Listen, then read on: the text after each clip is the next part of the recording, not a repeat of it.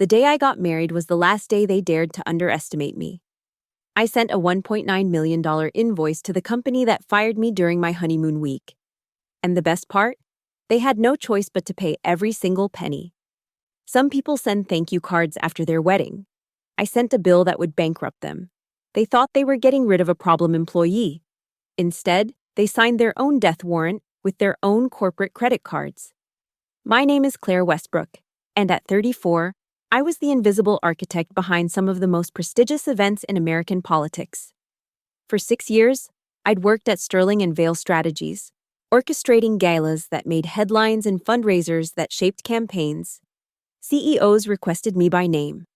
Senators trusted me with their career-defining moments. Yet within the glass walls of our Manhattan office, I was nothing more than an inconvenient reminder of what competence looked like to our new deputy HR director. Janice Holloway. The morning of my wedding, I stood in my childhood bedroom, staring at the designer dress I'd saved 2 years to afford. Outside, October rain threatened the outdoor ceremony I'd meticulously planned at the Garrison Estate overlooking the Hudson. But I'd prepared for this. Tent rentals on standby, heating units ready to deploy. Every vendor briefed on the contingency plan. That's what I did. I prepared for everything. Except for the email that would arrive 36 hours later. Mark and I had been together for 7 years. He'd proposed during a client event I was managing, waited until the senator's speech ended, then dropped to one knee right there in the ballroom. I said yes between directing the catering staff and cueing the band. That was us. Love woven between spreadsheets and scheduling conflicts. Our wedding was supposed to be different.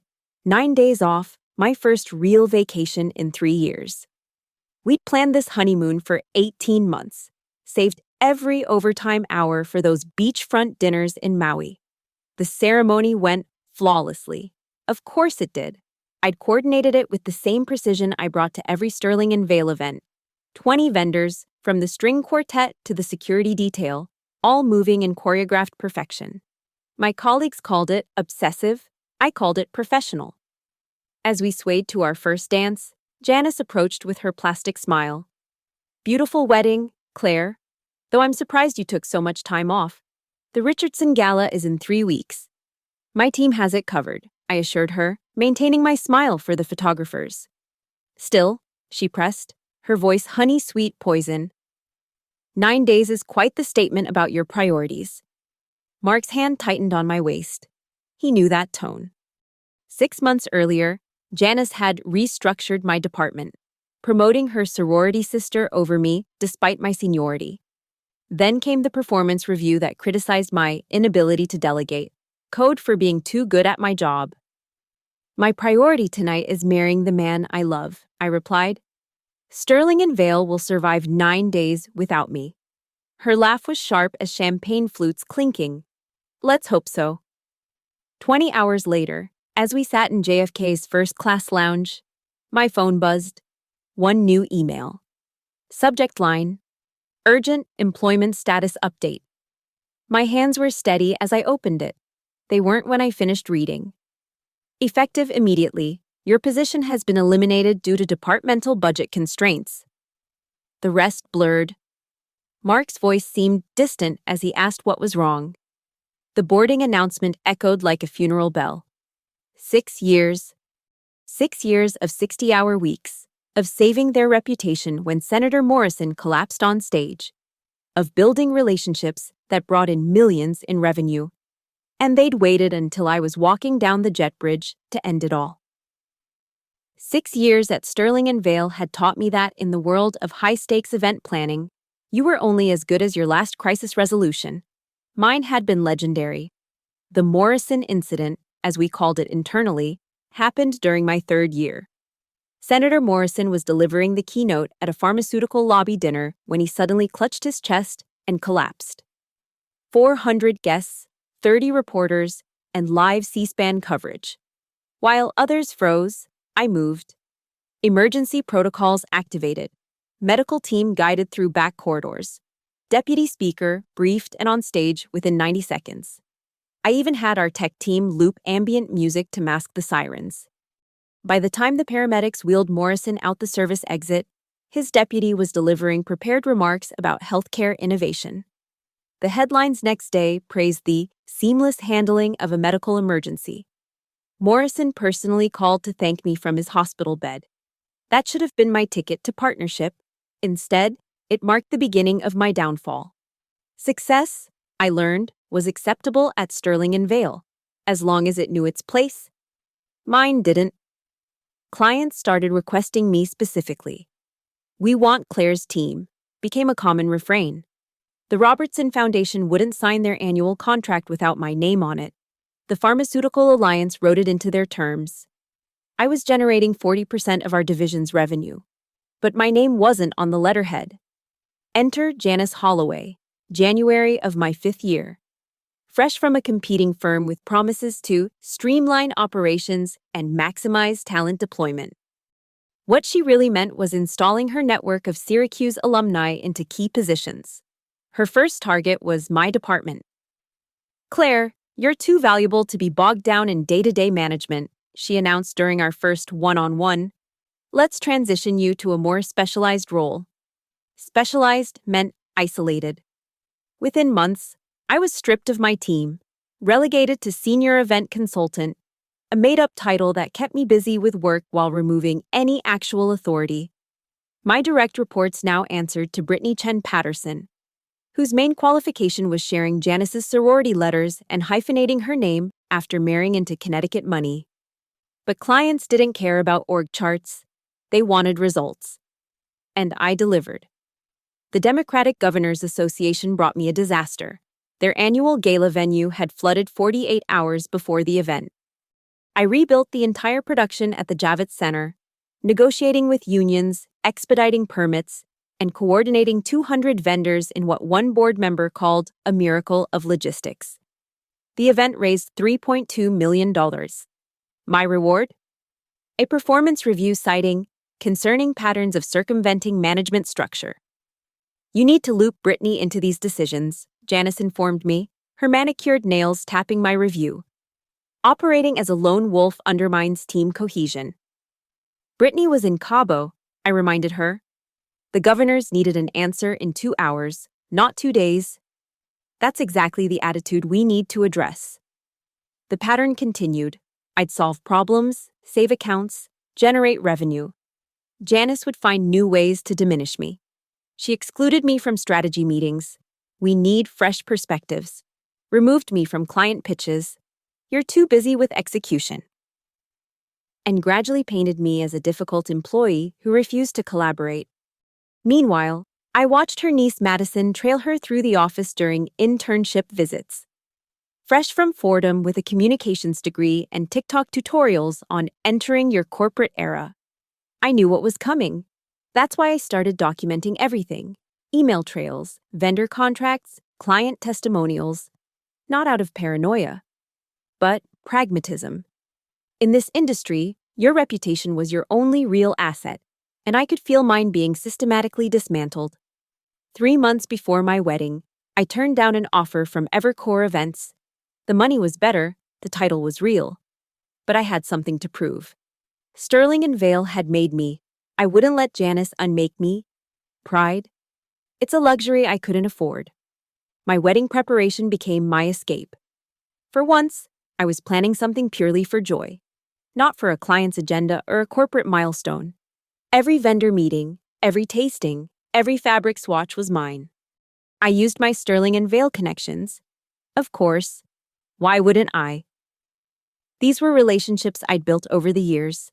The florist who'd done 30 events with me, the caterers who knew my standards, the production company that trusted my vision. I paid deposits personally, planning to reconcile everything after the honeymoon. It was my wedding, after all.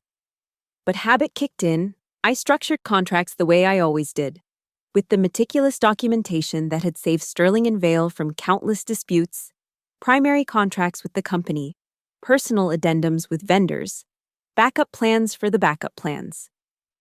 "You're planning this like a state dinner," Mark laughed, watching me coordinate vendor logistics on 3 spreadsheets. "It's the only way I know," I admitted. October arrived with its golden light and crisp promises. My wedding would be perfect because I'd engineered every moment.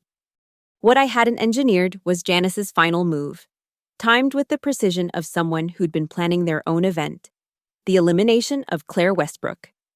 The email arrived at 2:47 p.m., Hawaii Standard Time. Mark and I were in the air, somewhere over the Pacific, when Janice pressed send.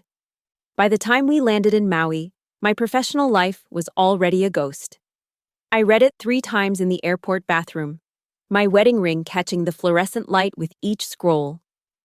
Dear Ms. Westbrook, due to recent departmental restructuring and budgetary constraints, Sterling and Vail Strategies has made the difficult decision to eliminate your position effective immediately. This decision is in no way a reflection of your performance, but rather a strategic realignment of resources. Your final paycheck, including unused PTO, will be deposited within 10 business days. Please coordinate with HR regarding the return of company property upon your return. We wish you the best in your future endeavors. Regards, Human Resources Department, Sterling and Vail Strategies. No signature from Janice. Of course not. Cowards never sign their executions. Mark found me sitting on the bathroom floor, my phone dark in my lap. Claire, we're going to miss the shuttle. They fired me. The words felt foreign, like speaking another language. While we were in the air, they fired me. His face cycled through confusion, disbelief, then rage. What? How can they? You're on approved leave. You're on your honeymoon. Apparently, that's the point. We spent the ride to the resort in silence, the Hawaiian paradise outside our window mocking us with its beauty. The suite I'd splurged on, ocean view, private lanai, champagne on arrival, felt like a memorial to my naivety. While I'd been exchanging vows, Janice had been sharpening her knife. That first night, I didn't sleep. I sat on the balcony, listening to waves crash against volcanic rock, and dissected every interaction from the past month. The signs had been there.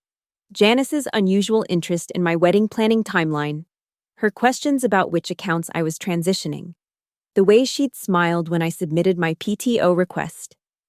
9 days is quite a commitment, she'd mused. Are you sure the Richardson Gala prep can survive without you? I've documented every detail. Brittany has the full rundown. How thorough of you.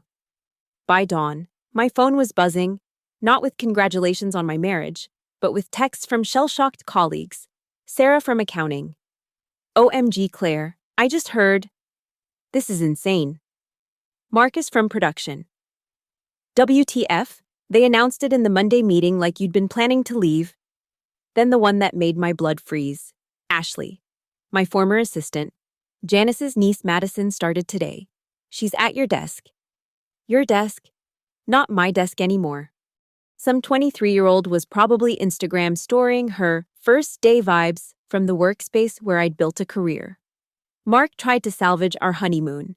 He suggested snorkeling, sunset dinners, couples massage, but I was conducting my own investigation from paradise, each revelation another twist of the knife. The budgetary constraints were fiction. Louise from finance confirmed they'd just approved a 15% increase for the events division. The restructuring was surgical. Only my position was eliminated. And Madison? Her LinkedIn already listed her as Senior Event Strategist at Sterling and Vail Strategies, updated a week before my wedding. They'd been planning this for months. On day 3, I cracked. Not with tears, those would come later, but with rage so pure it felt like clarity. I was sitting in our $800 a night room, watching humpback whales breach in the distance, when Dominic Chen called, my former client, CEO of Chen Pharmaceutical Alliance. Claire, I just heard, this is unacceptable. We specifically contracted for your services. I'm sure Sterling and Vail will assign you an excellent replacement. They already have.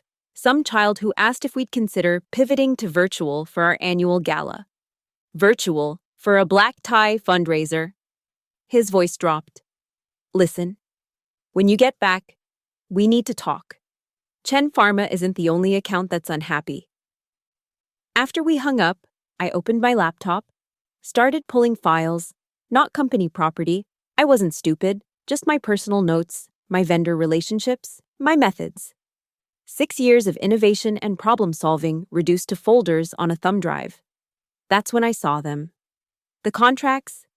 In my meticulous wedding planning, I'd followed my standard Sterling and Vail protocol, book vendors under the company umbrella for better rates, cleaner paper trail, simpler tax documentation. I'd done it for dozens of corporate events. The only difference was that I'd planned to file expense reports converting them to personal charges after the honeymoon. 23 vendors. From the tent company to the string quartet, from the Michelin-starred catering to the luxury transportation fleet, all bearing Sterling and Vail Strategies tax ID. All with Janice Holloway's electronic signature approving the vendor additions to our system. Because she'd been so eager to prove I was circumventing management structure, she'd made a point of personally approving every vendor I'd added in the past year. Her digital fingerprints were on everything. I stared at the screen, waves crashing below, and felt something shift. They'd fired me for taking 9 days to get married, but they'd forgotten who'd trained me in the art of the paper trail. "Honey," Mark stood in the doorway. "You coming to dinner?" I closed the laptop, smiled for the first time in 3 days. "Actually, I need to make some calls first. We might want to order room service." The revelation came in pieces, like assembling a weapon I didn't know I'd been building.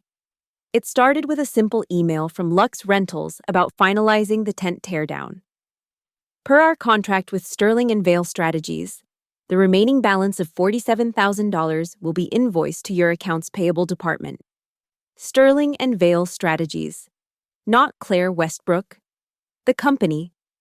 I sat up straighter on the hotel bed, my laptop warming my thighs as I began pulling up every vendor contract from my wedding.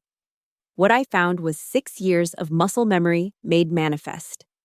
Every single contract bore Sterling and Vail's federal tax ID.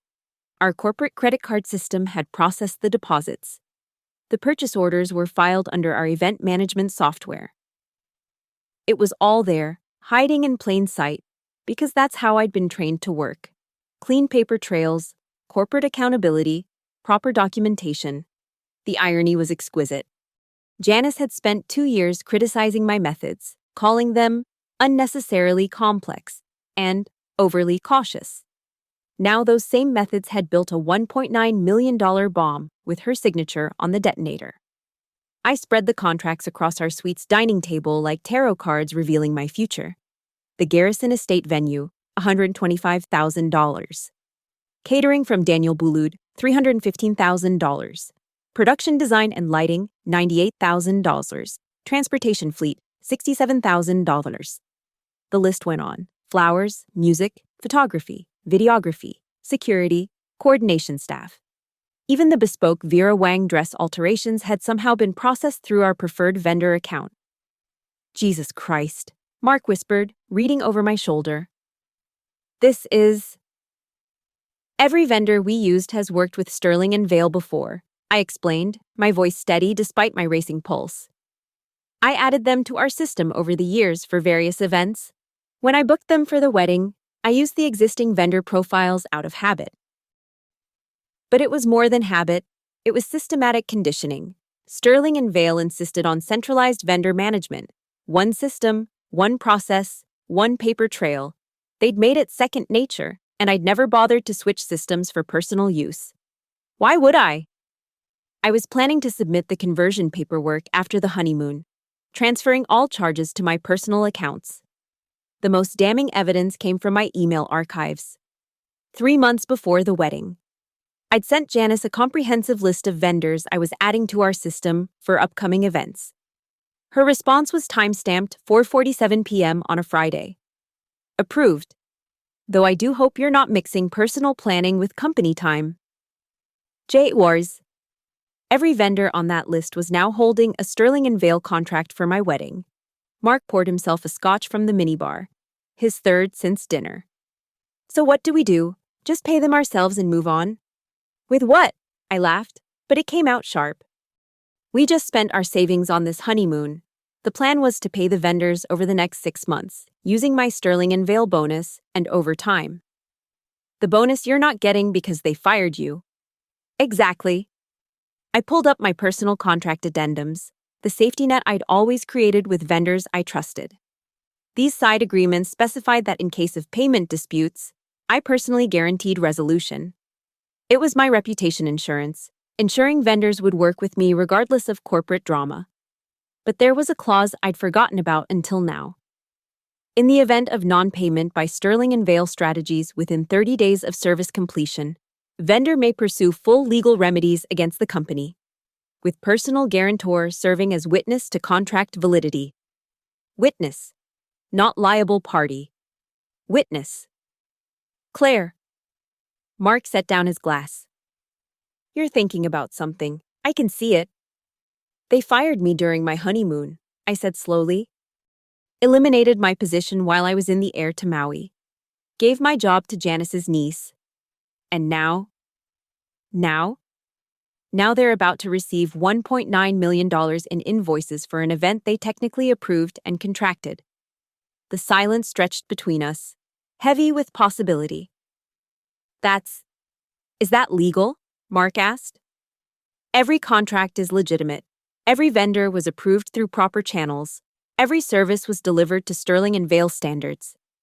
I pulled up the master spreadsheet I'd created for wedding planning, now seeing it with new eyes. The only thing missing is the internal paperwork converting these to personal charges. Paperwork I can no longer file because I no longer work there. But they'll know it was your wedding. Of course they will. I closed the laptop with a satisfying click. But knowing and proving are two different things. Every single document shows Sterling and Vale contracting for an October event, high-end client entertainment. Approved by the deputy director of HR herself. Mark studied me in the lamplight. You're really going to do this. They taught me to always protect myself with documentation, to never leave room for ambiguity, to ensure every contract is ironclad. I smiled, and it felt like armor sliding into place. I'm just following company protocol. Outside our window, the Pacific rolled on, indifferent to human schemes. But I wasn't indifferent, not anymore. Sterling and Vale had created me, shaped me, then discarded me like an outdated policy. They were about to learn just how well they'd trained their weapon. I flew back from Maui with a plan crystallizing like salt from seawater. Mark watched nervously as I made lists, drew diagrams, and muttered about contractual obligations. By the time we landed at JFK, I had my strategy mapped out with military precision. First stop, Grace Maddox, the best contract attorney in Manhattan, and, more importantly, someone who owed me a favor. I'd saved her daughter's wedding 3 years ago when the original venue burned down. Grace didn't do family law or employment disputes, she was pure corporate contracts, which was exactly what I needed. Her office smelled like leather and old money. Grace listened to my story without interrupting, her fingers steepled under her chin. When I finished, she smiled like a shark scenting blood. Show me the contracts, she said simply. I spread them across her conference table. Purchase orders, vendor agreements, email confirmations, approval chains. 6 months of wedding planning documented with the obsessive detail that Sterling and Vale had beaten into me. Grace examined each piece like a jeweler with diamonds. This is beautiful, she murmured, holding up Janice's vendor approval email. Absolutely beautiful. She not only approved these vendors but specifically noted they were for upcoming high-profile events. No limitation on what kind of events. I was planning to file conversion paperwork after my honeymoon, but you can't now because you no longer have access to their internal systems. Grace's smile widened. And without that paperwork, these remain Sterling and Vale obligations. Exactly. The question is, she leaned back. Do you want to merely collect the money, or do you want to destroy them? The answer came without hesitation. Both. We spent the next 3 days crafting the perfect approach, not a lawsuit, too messy, too uncertain. Instead, we would follow Sterling and Vale's own collections protocol, the one I'd helped write. Professional notification, clear documentation, reasonable timeline. Corporate kryptonite. The master invoice was a work of art. 43 separate vendor contracts consolidated into a single document. Each line item meticulously detailed, cross-referenced to the approval chain. The total came to 1,903,417. My wedding had been spectacular. But Sterling & Vale's vendor markup rates had made it truly astronomical. Grace drafted the cover letter on her letterhead. Dear Sterling & Vale Strategies, we represent the consolidated vendors for your October 2024 corporate entertainment event.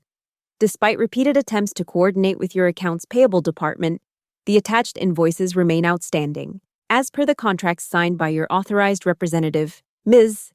Janice Holloway. Payment is now overdue. We request full remittance within 14 business days to avoid further action. The corporate payment terms you negotiated with these vendors include significant late penalties and interest. We trust such measures will be unnecessary. Should we mention it was my wedding? I asked. Absolutely not. Grace's eyes glinted. Let them figure that out. The contracts say corporate event. The approvals say client entertainment. That's all that matters legally. But we weren't done. Grace had a delicious suggestion: notify each vendor individually about the payment delay, letting them know they could pursue independent collection actions if Sterling & Vale didn't respond promptly. Nothing motivates corporate payment like 43 separate legal threats, she explained. I made the calls personally. My vendors were confused at first. Hadn't I paid the deposits? Why was Sterling & Vale involved? I explained with careful precision. The contracts were in the company's name, approved by their deputy HR director, and I no longer had standing to modify them due to my departure from the firm. The wedding photographer was the first to understand. Wait, they fired you? After you booked everything through their system? During my honeymoon, actually. Those bastards want me to add the rush processing fee we discussed, the one for same-day social media delivery? That would be appropriate, yes. By the end of the week, the dominoes were positioned. Each vendor had their marching orders. The consolidated invoice was prepared. All that remained was pulling the trigger. I met Grace for coffee the morning we sent it. My hands were steady as I signed the authorization. Any second thoughts? She asked. They taught me that business is business, I replied. That emotions have no place in corporate decision-making. That documentation is everything. I sipped my cortado, tasting victory in the foam. I'm just being the professional they trained me to be. Grace's assistant hand-delivered the package to Sterling & Vale's headquarters at 9:15 a.m. on a Tuesday. Signed for by Madison, Janice's niece, who probably thought it was another boring legal document. Then we waited. It took exactly 93 minutes for my phone to explode. Unknown numbers, former colleagues, blocked contacts all trying to reach me. I ignored them all, following Grace's advice to let panic ferment into desperation. The only message I listened to was from Peter Sterling himself, co-founder and managing partner. His voice was controlled fury. Ms. Westbrook, this is Peter Sterling. I believe there's been a significant misunderstanding regarding some recent invoices. Please contact me immediately so we can resolve this matter professionally. Professionally. After they'd fired me in the most unprofessional way possible. The irony was almost too perfect. I forwarded the voicemail to Grace with 2 words. They know. Her response was even shorter. Good. The implosion started on day 3. Marcus, my old production colleague, texted me a photo from the office. Janice's face was volcanic. Her perfect composure cracked as she screamed at Madison in the glass conference room. The caption read, Hurricane Holloway makes landfall. But the real storm began when vendors started their independent collection efforts. The Garrison Estates lawyer sent a formal demand letter threatening to place a lien on Sterling & Vale's assets. The catering company, a longtime partner who'd done over $10 million in business with us, publicly announced they were reassessing their relationship with the firm due to payment concerns. Then the news broke. Some enterprising journalist at Business Insider got wind of the story. Top NYC event firm faces $2 million in vendor disputes following employee termination. They'd connected the dots. October event, fired employee, massive invoices. The headline was catnip for our competitors. Grace called me, barely containing her glee.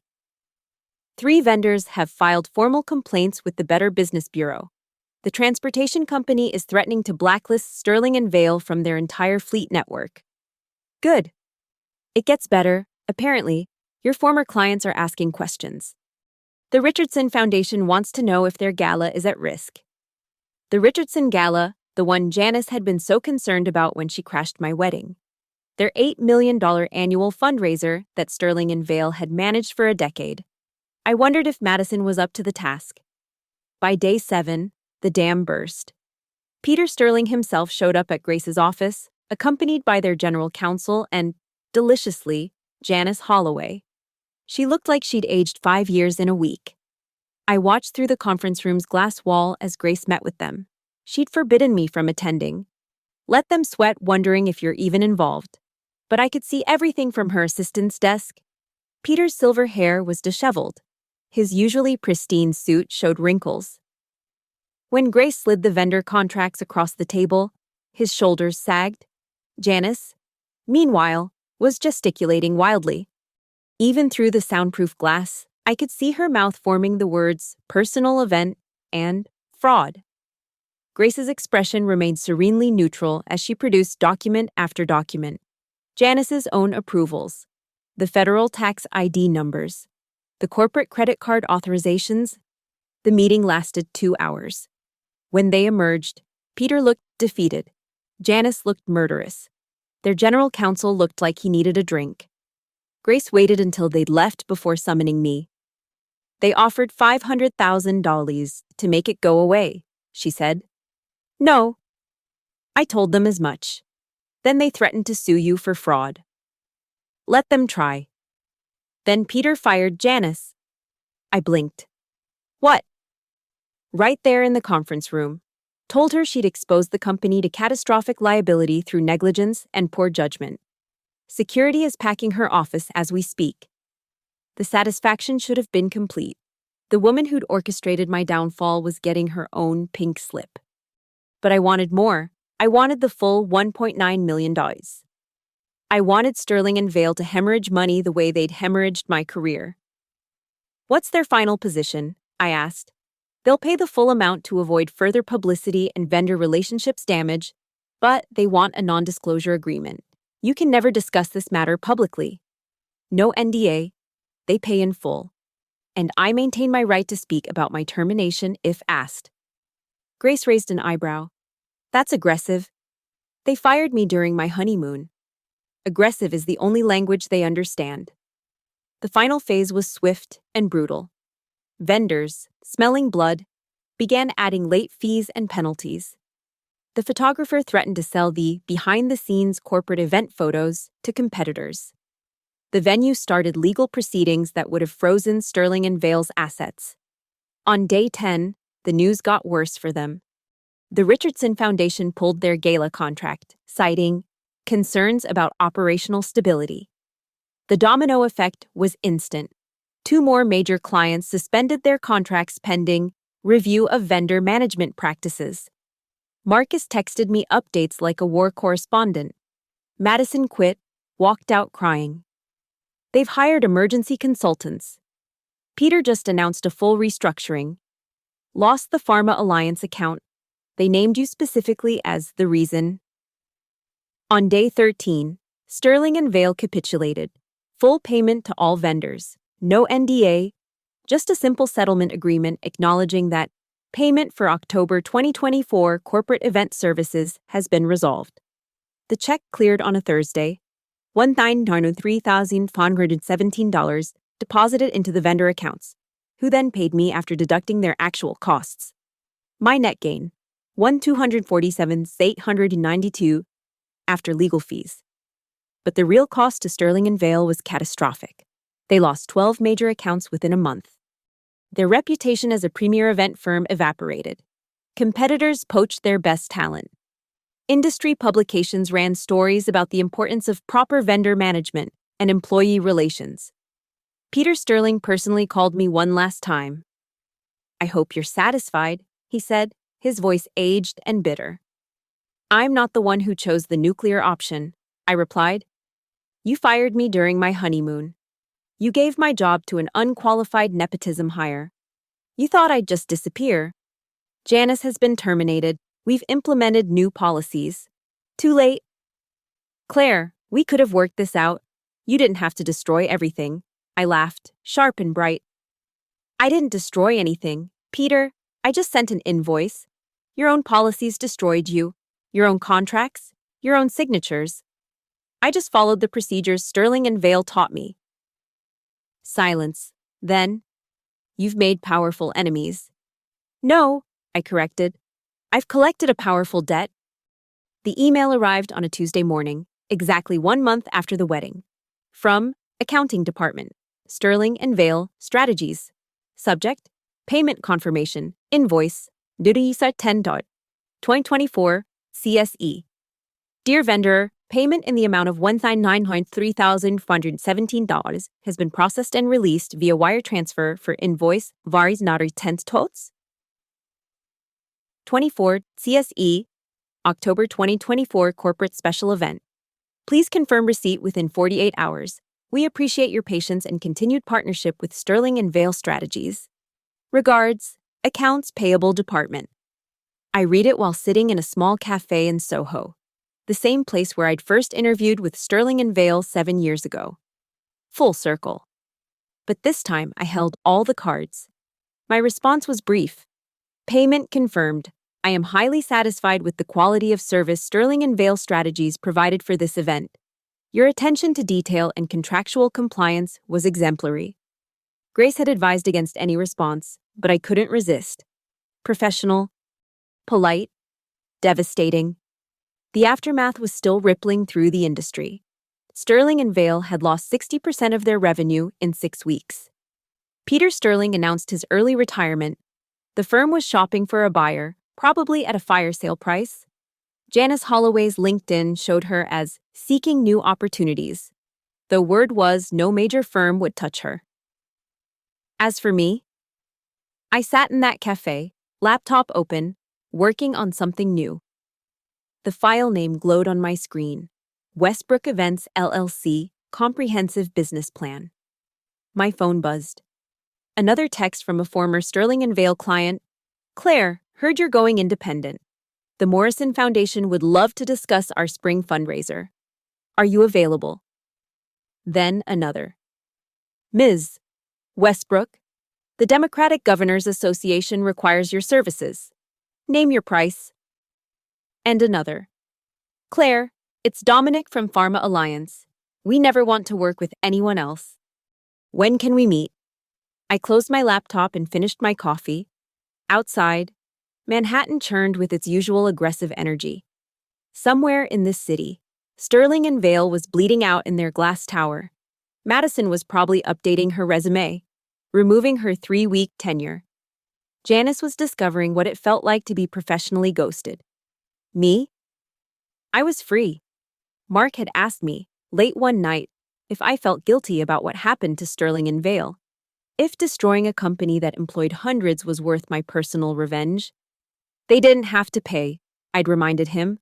They could have fought it, taken it to court, proven it was personal. But they knew what I knew. Their own procedures made them liable. Their own greed in marking up vendor prices made it astronomical. Their own arrogance in firing me the way they did made it inevitable. The truth was simpler. Sterling and Vale taught me that business was war, that documentation was ammunition, and that loyalty was a luxury none of us could afford. They'd created a perfect corporate soldier, then made the fatal error of pointing the weapon at themselves. My new business cards arrived that afternoon. Thick cardstock, minimalist design, exactly the way I wanted. Westbrook Events, LLC, for clients who know my worth. Claire Westbrook, founder and CEO. The tagline was petty. I didn't care. Pettiness had made me $1.2 million richer and infinitely wiser. That evening, I met my first official client as an independent consultant. They'd offered to meet anywhere, but I suggested the bar at the St. Regis, the same place Sterling and Vale held their holiday parties, the same place Janice had once told me I'd never be partner material. The bartender recognized me. "Ms. Val, Westbrook, haven't seen you in a while. The usual?" "Actually," I smiled. "Make it champagne, the good stuff." As I raised my glass, I thought about sending Sterling and Vale one final invoice for services rendered, teaching me the most valuable lesson of my career. Amount due, everything, payment received, in full. Thank you so much for listening to this story of sweet corporate revenge. Where are you tuning in from today? I'd love to know in the comments below. Let's connect and share our thoughts. If you enjoyed Claire's journey of turning corporate bureaucracy into a $1.9 million payday, please subscribe to the channel and share your own workplace stories. Have you ever witnessed or experienced toxic office politics? What would you have done in Claire's situation? Drop your thoughts below. I read every comment and love our discussions.